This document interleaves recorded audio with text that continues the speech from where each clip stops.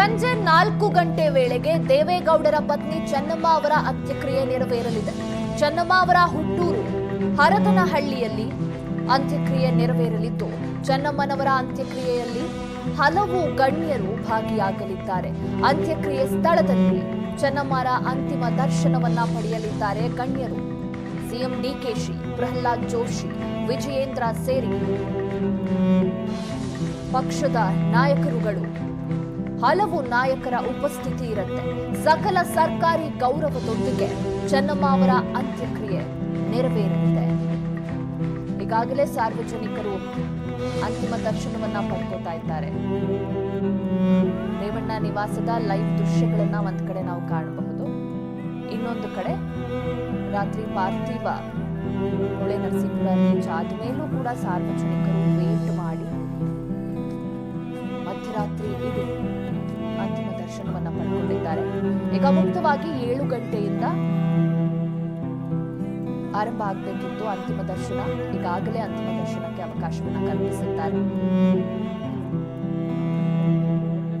ಸಾರ್ವಜನಿಕರು ಈಗ ಹೊಳೆ ನರಸೀಪುರದಲ್ಲಿ ಅಂತಿಮ ದರ್ಶನವನ್ನ ಪಡ್ಕೋತಾ ಇದ್ದಾರೆ. ಮಗ HD ರೇವಣ್ಣ ಹಾಗೆ ಸೊಸೆ ಭವಾನಿ ರೇವಣ್ಣ ಇಬ್ಬರು ಕೂಡ ಕಾಣಬಹುದು. ಒಂದ್ ಕಡೆ ಭವಾನಿ ರೇವಣ್ಣ ದೀಪವನ್ನ ತಂದಿಡ್ತಾ ಇದ್ದಾರೆ. ಅಂತಿಮ ದರ್ಶನಕ್ಕೆ ಎಲ್ಲ ವ್ಯವಸ್ಥೆಯನ್ನ ಕೂಡ ಮುಂದೆ ನಿಂತು ಮಾಡಿಸಿದ್ರು. ಇನ್ನೊಂದು ಕಡೆ HD ರೇವಣ್ಣನವರು ಸೈಲೆಂಟ್ ಆಗಿ ಒಂದು ಕಡೆ ನಿಂತಿದ್ದಾರೆ. ಇನ್ನು ಈ ದಿನವೇ ಕೊನೆ ಅಮ್ಮನ ಮುಖ ನೋಡೋದು. ಸಂಜೆಯ ನಂತರದಲ್ಲಿ ಅಮ್ಮನ್ನ ಕಾಣ್ಲಿಕ್ಕಾಗೋದಿಲ್ಲ ಅನ್ನೋ ದುಃಖ ಅವರಲ್ಲಿ ಹೆಚ್ಚಾಗಿದೆ. ನಿನ್ನೆಯೂ ಕೂಡ ಮಾತಾಡ್ತಾನೆ ಅವರಿಗೆ ದುಃಖವನ್ನ ತಡೀಲಿಕ್ಕಾಗ್ಲಿಲ್ಲ. ನಮ್ಮ ದೇವರು ನಮ್ಮನ್ನು ಬಿಟ್ಟು ಹೋದ್ರು ಅನ್ನೋದಾಗಿ ಸಾಕಷ್ಟು ಒಂದು ಮಾತಾಡಿದ್ರು HD ರೇವಣ್ಣನವರು. HDK ಕೂಡ ಅಮ್ಮನನ್ನ ನೆನೆದು ಕಣ್ಣೀರಾಗಿದ್ದಾರೆ.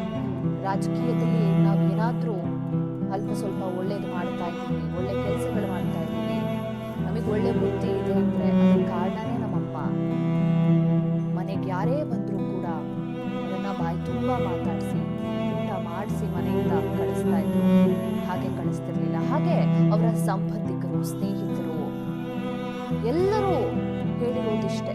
ಅವರ ಸರಳ ಸಜ್ಜನಿಕೆಯ ಬಗ್ಗೆ ಮಾತನಾಡಿದ್ದಾರೆ.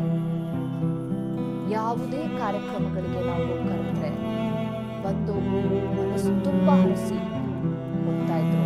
ಯಾವುದೇ ರೀತಿಯ ಹಮ್ಮು ಬಿಮ್ಮು ಅವರಿಗಿರ್ಲಿಲ್ಲ. ಸಿಂಪಲ್ ಆಗಿ ಬಂದು ಮಾಜಿ ಪ್ರಧಾನಿಗಳ ಪತ್ನಿ ಅನ್ನೋ ರೀತಿ ಬರ್ತಿರ್ಲಿಲ್ಲ. ಅವರು ದೇವೇಗೌಡರ ಪತ್ನಿ ಚೆನ್ನಮ್ಮರಾಗಿ ಬರ್ತಾ ಇದ್ರು. ಎಲ್ಲರೊಟ್ಟಿಗೆ ಬೆರೀತಾ ಇದ್ರು. ಮನಸ್ಫೂರ್ತಿಯಾಗಿ ಕಾರ್ಯಕ್ರಮಗಳಲ್ಲಿ ಹರಸಿ ತೆರಳ್ತಾ ಇದ್ರು ಅನ್ನೋದಾಗಿ. ಇನ್ನು ಮನೆಯಲ್ಲೂ ಕೂಡ ನಾವು ರಾಜಕೀಯ ಗಣ್ಯರು ಮಾತಾಡೋದು ನೋಡಿದ್ದೀವಿ. ಪಕ್ಷಾತೀತವಾಗಿ ರಾಜಕೀಯ ನಾಯಕರು ಅಂತಿಮ ದರ್ಶನವನ್ನ ಬೆಂಗಳೂರಿನಲ್ಲಿ ಪಡ್ಕೊಂಡು ಇವತ್ತಿನ ಅಂತ್ಯಕ್ರಿಯೆಯಲ್ಲೂ ಕೂಡ ಗಣ್ಯರು ಭಾಗಿಯಾಗಲಿದ್ದಾರೆ.